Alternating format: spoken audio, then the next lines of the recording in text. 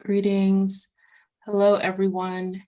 Thank you for joining us today for maternal mortality surveillance, different methods inform different actions. You can welcome our speakers with us today, Connie Mitchell and Paula Krakowiak. I hope I said your name correctly. My name is Christina. I'm a senior program manager at AMCHP. And I'll be moderating our Q&A this evening with my fellow colleague, Salome. If you did not get the opportunity to submit your question in the platform, please feel comfortable submitting it in the chat here in Zoom. And we will do our best to get to the questions. Before we jump in, I would love if our speakers could introduce themselves. And so, Connie, I pass to you. Hi, I think you probably just saw me on the video. And again, at the beginning, I introduced myself. I'm the Deputy Director for Family Health for the state of California. We taped that a while ago, probably like the rest of you are up to our eyeballs in the infant formula shortage issue. So I'm glad that I could break away for just a little bit to talk with you all, and thanks for being here. Hi, I'm Paula Krakowiak. I am the Chief of Morbidity and Mortality Surveillance Unit in the Maternal, Child, and Adolescent Health Division within CDPH. Wonderful. Thank you both. We do have a question in the chat. And so I think we'll start there and then open up to those of you in the room for any additional questions or comments that you may have. And so this comment or question was, do you utilize interviews of family members as a part of your review? So currently we do not, and it's certainly something that we would like to build the capacity to be able to do, because we are able to get a different quality of information from family interviews that may not be captured in the medical records or interviews with coroners. Yeah, it's a great resource, and we would like to be able to have that. I will add to the response to that. It's we recognize it as a rich resource for qualitative data. We know that our local domestic violence homicide teams use surrogate interviews of family members pretty regularly. It was a matter of resource allocation. We were using our very precious Title V dollars for our maternal morbidity and mortality reviews. And then just recently, we did get legislation with some state general funds. And part of that legislation and the use of general funds will go towards this process of setting up clear methodologies where we can include interviews of surrogate family members. So we're excited to do that. If somebody's already doing that and have methods and data sheets or ideas, please send them to Paula. Paula, drop in your contact information in there, because that's the best part about having you all here, is maybe you already have some insight about how to do this part of the review process. Absolutely. I think that was a fantastic question, and I would love to put a shameless plug for two other presentations at the AMCHP conference this year. There was two yesterday. Actually, one was about storytelling being involved in the fetal infant mortality review process and the maternal mortality review process. And another done by the Delaware state team that does maternal mortality review on their inclusion of family interviews. So they're a state that's doing a wonderful job. I would highly recommend checking out that presentation, a great tie into this. I want to open it up to those of you in the room. If there are any comments or reactions to the wonderful presentation or questions that you have for our panelists.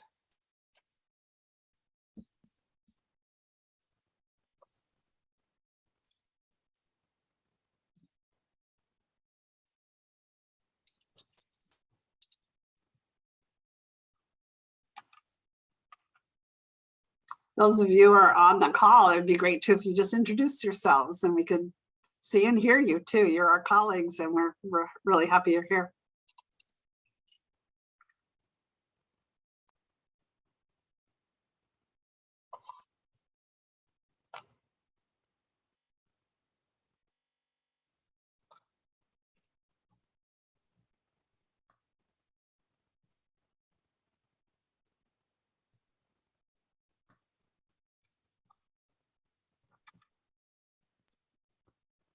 Well, I think we have a quiet group and all their needs are met. And maybe we need to move on. No, we have a wonderful comment in the chat. Meg shared, it's hard to come up with a question because the presentation was so thorough and informative. As a CSTE fellow working on maternal mortality projects in Wisconsin, not great with my state acronyms. So, another one. Oh, Trudy, we answered your question, I think, before you joined the chat or joined the conversation, but I mean. Sorry, I was listening on my phone, then I got kicked off, so I came back to my computer. So I'm sorry I missed the answer. No worries. Trudy, this is Connie. We'll just real quick just say that we had not previously, because of a resource issue, we were using our limited Title V dollars, but the work that we've been doing in California, we actually got some state general fund support and some legislative protections for our committee too, which is kind of was needed. And so we're going to be able to add surrogate or family interviews. Do you do those yourself? Have you done that where you're at? I don't personally do them, but I do know in Michigan that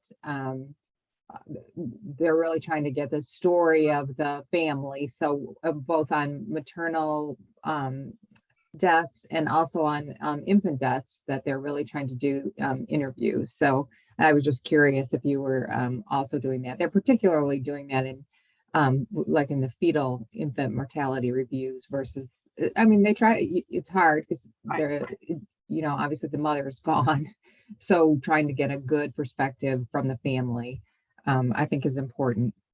I was also wondering in California if it's how mandatory it is to report the deaths to the review committee. Before maybe Paula can answer that, but I wanted to just say that we do parental interviews routinely as part of FEMR, and we do know that our domestic violence homicide review teams around the state use surrogate interviews.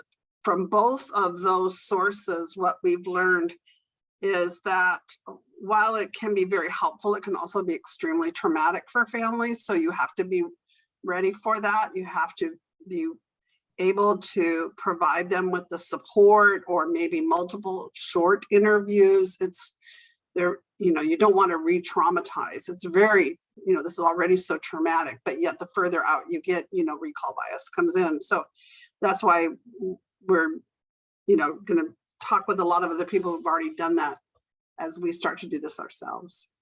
But as far as mandatory reporting, Paula, do you want to answer that?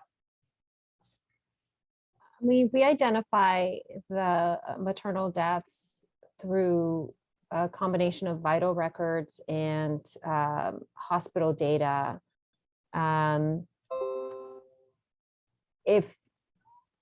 If there is a mandatory reporting system, then that is not how we, you know, primarily identify our cases. Yeah, we do have a statutory requirement for hospitals to report certain deaths to our hospital oversight and licensing and certification.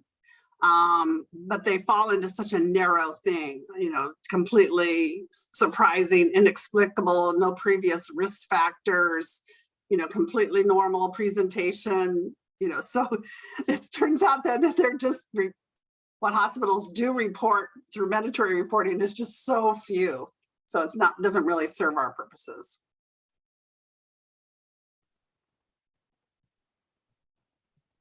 Yeah, in Michigan, that we've been doing maternal mortality reviews for a long time, but the legislation was enacted in 2017 that made maternal death reporting a mandatory process for the purposes of capturing maternal deaths that occur in the state. So that's a fairly recent addition in Michigan. I couldn't remember the dates, so I'm like Googling my own state. I work for the state, and so I just couldn't remember the timing of that. That's why I was curious how it might be in California. So that was a really good thing because not everything was reportable prior to that. And so now, gives I think a better picture. Is it working pretty well in Michigan for you to do it that way? Like when you check, I'm maybe not you personally, maybe, we do all of these data linkages, and then do you look at what gets reported and compare them? I have to say that I am not close enough to the maternal mortality surveillance team since this has happened for me to be able to answer your question very well. Prior to 2017, one of our case reviewers was on a leave, and so I did participate in a couple of case reviews while she was on leave. And there, as you indicated, there, the pages of the documents they can be so complex. So I mean, like thousands of pages to go through and to extract important data and important labs, and it's really it's really a big job, and to make sure that you're really linking pieces together so that you can prevent deaths and understand that story and what was preventable. So but then I do know that once the law was enacted, then we had to we sort of moved our organizational process in a different way, in a different department. So that's the reason why.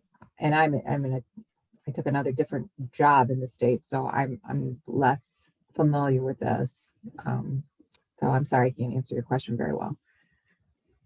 No, that's okay. We're just always trying to learn from other people. Thanks.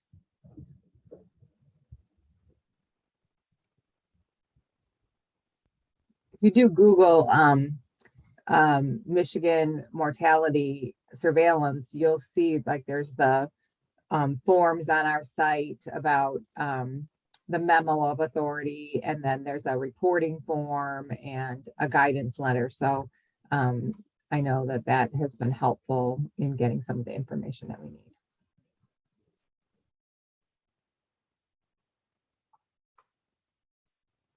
Yeah, we have the problem in California that we haven't quite figured out yet, and that is that we have one center that is responsible for licensing and credentialing of hospitals. And so, people don't really like them very much.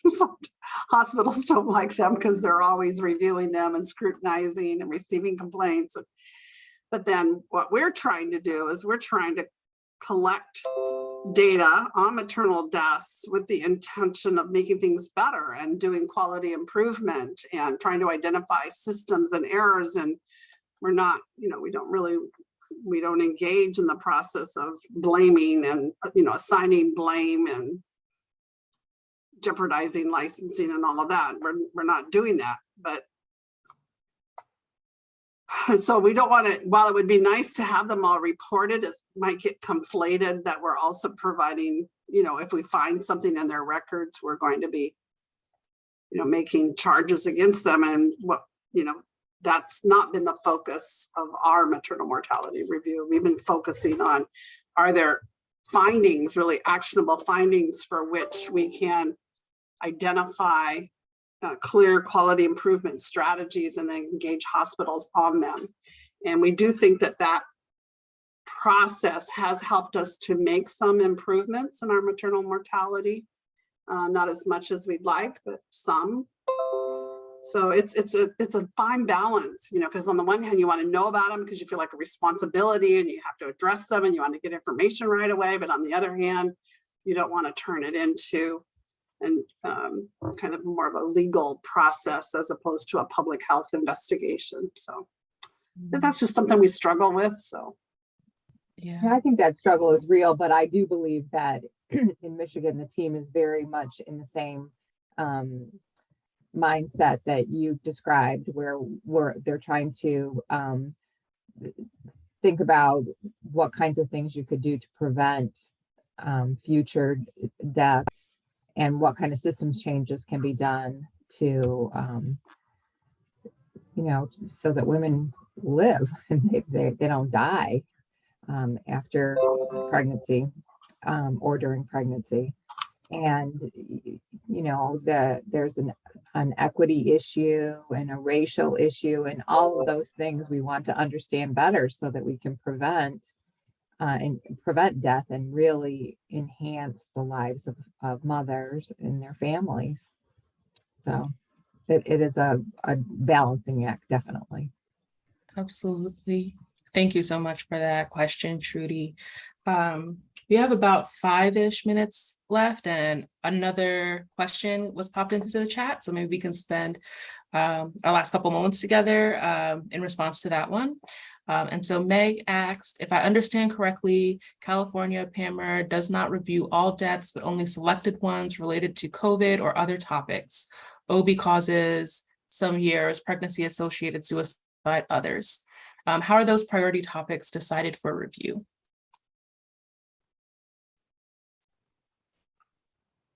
So since I'll start with this, California has, because it's a big state, we identify about 250, and during the COVID pandemic, over 300 pregnancy associated deaths in 1 year. So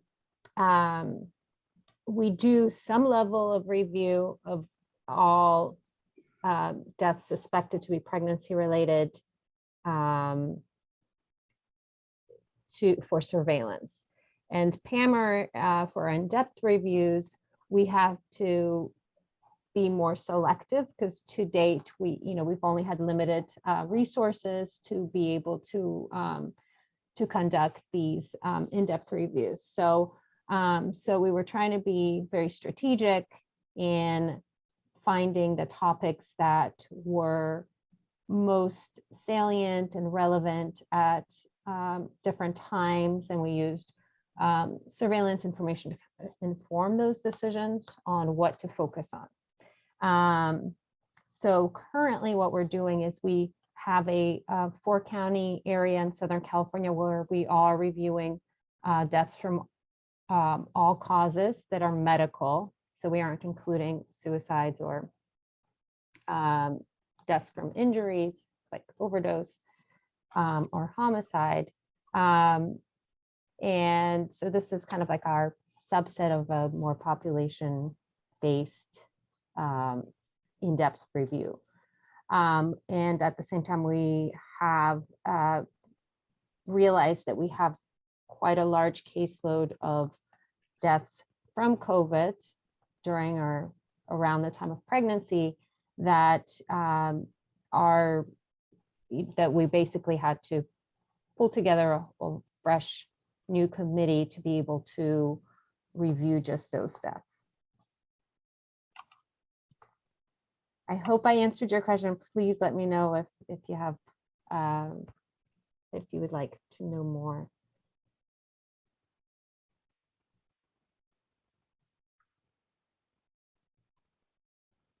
Great. Oh, so that kind of brings us to the end of our session today. So thank you. Paul, I believe you dropped your email in the chat already. So if there are those who want to get in touch with you or send you anything, I think they can reach you there. Thank you all for joining this session this evening, and I hope you all can join us for our final day of the conference tomorrow. Many thanks to our speakers for their presentation and joining us for this Q&A. Thank you all. Enjoy the rest of your day. take care, everyone. Good luck.